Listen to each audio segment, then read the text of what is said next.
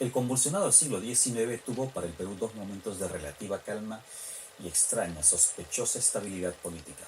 El primero fue con el gobierno de Ramón Castillo y el segundo con José Balta y el advenimiento del Partido Civil.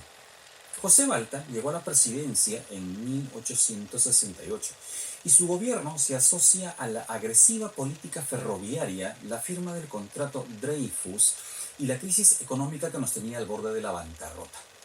¿Cómo enfrentó José Balta esta crisis? ¿Cómo pudo invertir en ferrocarriles en plena crisis económica? ¿Y por qué tuvo un final tan violento, tan sangriento? Esta vez hablaré sobre el gobierno de José Balta, la era de los ferrocarriles, el escándalo de las obras públicas y el contrato Dreyfus de 1869.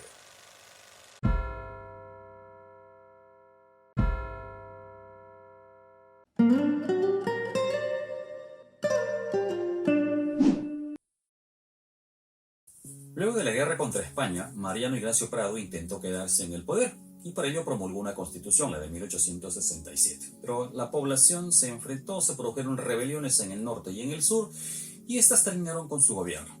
El 6 de febrero de 1868, don Pedro Díez-Canseco convocaba a elecciones en el Perú. Y estas las ganó don José Balta, uno de los que estuvieron dentro de estas protestas contra Mariano Ignacio Prado.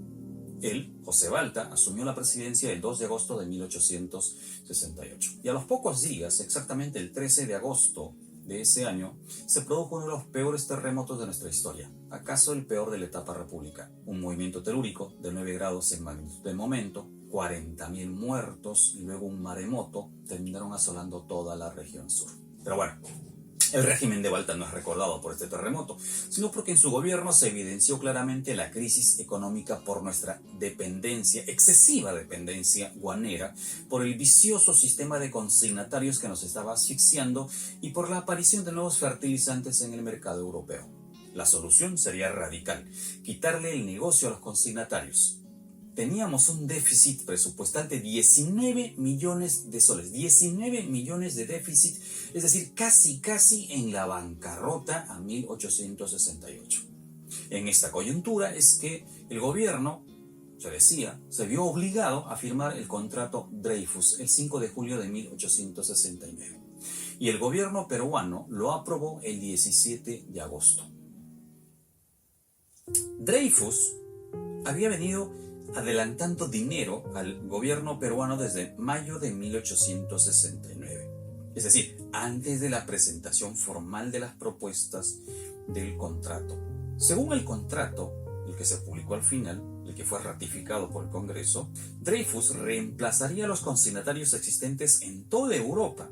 Dreyfus además prometió un adelanto de 700.000 soles cada mes por un total de 2,4 millones de soles y cubrir el servicio del empréstito externo de 1865 y las deudas con los antiguos consignatarios. Estas condiciones monopólicas y la escandalosa manipulación de una licitación supuestamente abierta hicieron surgir demandas para que se rescindiera el contrato Dreyfus. Sin embargo, al decir de Alfonso Quirós en su libro Historia de la corrupción en el Perú, Piérola tenía un trato prácticamente asegurado, debido a que su cancelación habría implicado reembolsarle a Dreyfus sumas ya adelantadas al gobierno en efectivo, y resultaba imposible pagarle en ese momento.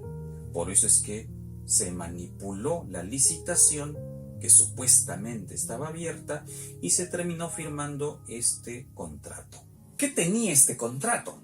A ver, el contrato señalaba lo siguiente: Dreyfus pagaba la deuda externa por 5 millones al año. Dreyfus nos iba a pagar la deuda externa que veníamos arrastrando de años atrás. Curioso, porque el Perú ya había pagado su deuda externa en los tiempos de Ramón Castilla y 2 décadas después teníamos nuevamente deudas.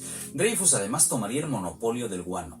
El Estado peruano cobraría 36,5 soles por tonelada de guano. Antes los consignatarios venían pagando 31 soles y mucho antes los consignatarios pagaban apenas 23 soles y Dreyfus ofrecía pagar 33,5 soles por tonelada cuando en el mercado mundial el guano se estaba desplomando.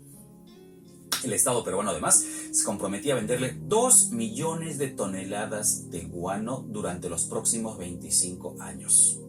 Nos daba prima de 700 millones, luego subió a 1 millón, nos iba a dar adelantos por 25 años, y el Perú solo tenía que darle 2 millones de toneladas de guano. Fabuloso, era un contrato sumamente ventajoso, o aparentemente ventajoso. Los consignatarios llevaron el caso a la Corte Suprema, quien falló a su favor. Ahora, el Congreso, como señala Quirós, aprobó el contrato y terminó anulando el fallo judicial. Sin embargo, la crisis llevó al gobierno, a José Balta, a solicitar adelantos a manera de empréstitos. Y entonces el fabuloso contrato terminó desnudando las miserias económicas de la época. Un contrato de 59 millones en 1870, otro adelanto de 75 millones en 1871. Además que la casa judío-francesa Dreyfus nos estaba cobrando 350.000 libras esterlinas por administrar los intereses de los gravámenes que generaban los bonos de los ferrocarriles que planeaba construir José Balta. Lo cierto es que se agotaron los adelantos de este contrato en los préstamos que solicitó el gobierno, y uno más que vendría todavía con Manuel Pardo. En 4 años, lo que se había proyectado para 25 terminó consumiéndose.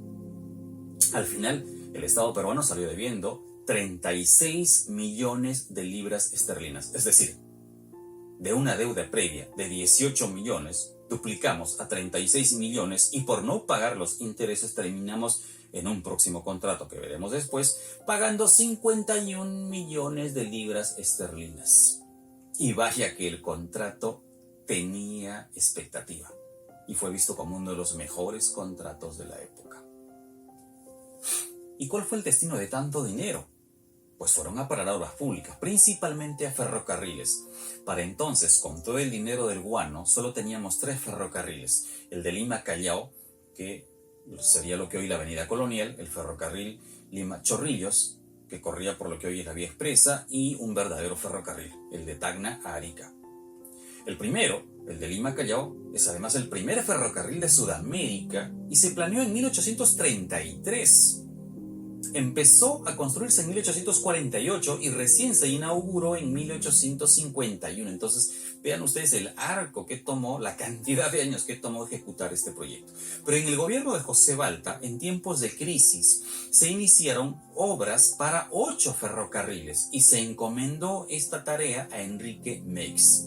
Entonces pasamos de tener 90 kilómetros de línea ferroviaria a 947 kilómetros de red vial. Pero el ideólogo no fue Enrique Meix. El ideólogo, el profeta de los ferrocarriles, fue don Manuel Pardo y Lavalle, quien soñaba con unir la sierra y la costa peruana para exportar esta materia prima, esta riqueza que tenemos en los Andes. Pero Enrique Meix, era caro para el Perú. Sus presupuestos quedaron cortos, se acabó el dinero, se paralizaron las obras y terminaron siendo una promesa fallida de progreso para el Perú. Los pocos que se avanzaron terminaron en la pólvora chilena o bajo la pólvora chilena durante la Guerra del Pacífico. Pero antes de acabar en esta guerra, muchos de ellos fueron víctimas de la corrupción que había hecho bien su trabajo en aquel entonces. Alfonso Quirós señala, dentro de esta línea de corrupción en las obras públicas de José Balta, por ejemplo, que en 1870 Enrique Meix invitó a 800 personas para un gran banquete y nos costó 47.500 soles. O para la inauguración del ferrocarril Arequipa-Mollendo, en 1871, terminó invitando a 1.000 personas y generando un presupuesto inmenso para el Estado peruano. Meix era conocido como el hombre más generoso del Perú, pero le estaba costando al Estado peruano. El futuro financiero del Perú ya era muy preocupante en agosto de 1870, debido a sus grandes y descontrolados déficits fiscales y la deuda externa que seguía incrementándose. Pero no solo se invirtió en ferrocarriles, también se derribaron las murallas de Lima. Eso sí, fue Enrique Meix quien tomó el contrato para ampliar la ciudad de Lima. Se colocaron canales de desagüe en la capital, se construyó el parque y el palacio de la exposición, en el que también se vieron actos de corrupción. se puso agua potable para Pisco, se fundó Ancón, se fundaron los puertos de Salaberry y de Mollendo, se creó la provincia litoral de Tarapacá, se creó el departamento de Loreto. Se apoyó la independencia de Cuba, en el que participaron voluntarios peruanos. Entre los más connotados están don Leoncio Prado y Grocio Prado, hijos de Mariano Ignacio Prado. Y como era de esperarse, estas obras dentro del gobierno de José Balta estuvieron envueltas en escándalos de corrupción.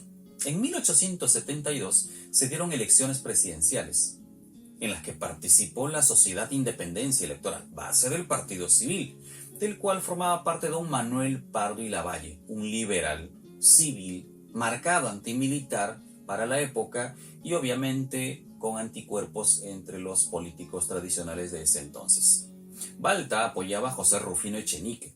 Pardo ganó las elecciones de manera arrolladora, siendo elegido como el primer presidente civil del Perú. Los militares, más conservadores, temiendo perder sus privilegios, promovieron un golpe de Estado a José Balta el 22 de julio de 1872. Este golpe de Estado lo llevarían a cabo los hermanos Gutiérrez. Silvestre Gutiérrez tomó Palacio y Gobierno, se proclamó presidente del Perú al coronel Tomás Gutiérrez. Balta terminó detenido.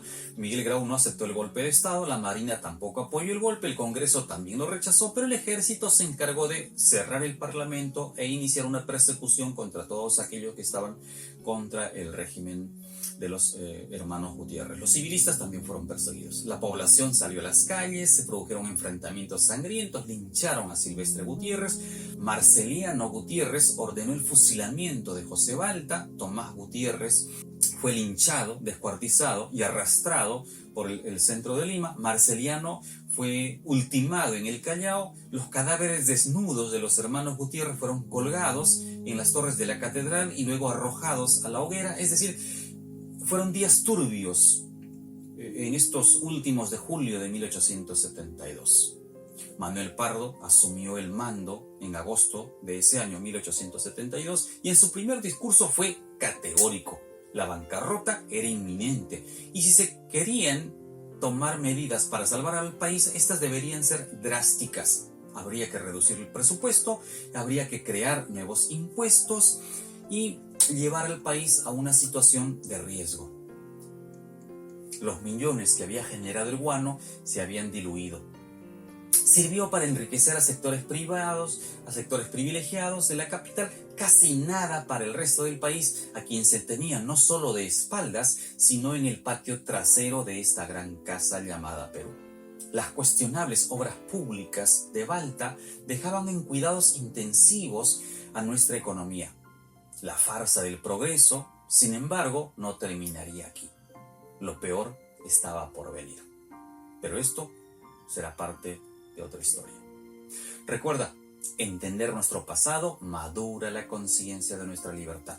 Por el contrario, afirma nuestra esclavitud.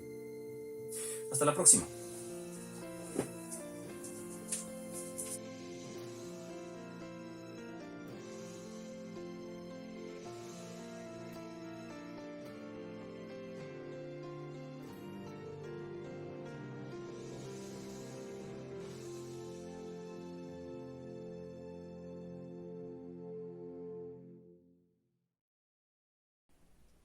Los cuestionables trabajos.